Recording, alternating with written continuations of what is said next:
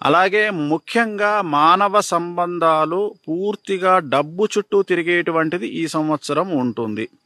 అంటే ఉదాహరణ, సోషల్ మీడియాకు వచ్చినా, ఏ మీడియాకు వచ్చినా టీఆర్పీ రేటింగ్ల కోసము, లేదా వ్యూవర్షిప్స్ కోసము, లేదా ఒక 2 లక్షలో 3 లక్షలో మంది చూస్తే కనీసం ఒక 6,000 రూపాయలు వస్తాయనే ఆశతో జనాల మీద బట్టకాల్చి మీదేసేవాళ్ళు, లేదా జనాల మీద బురద జల్లేవాళ్ళు ఈ సంవత్సరం చాలా ఎక్కువగా ఉంటారు.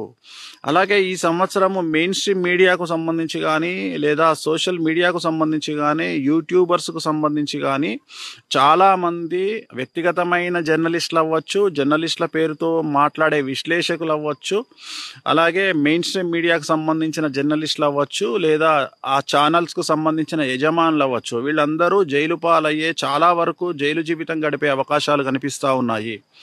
సో ఒక మానిటరింగ్ వ్యవస్థ అనేటువంటిది వీటి మీద కేంద్ర ప్రభుత్వం తీసుకొచ్చేటువంటి అవకాశం ఈ సంవత్సరం గోచరిస్తూ ఉంది. కాబట్టి ఎలా పడితే అలా మాట్లాడకుండా ఉంటే మంచిది.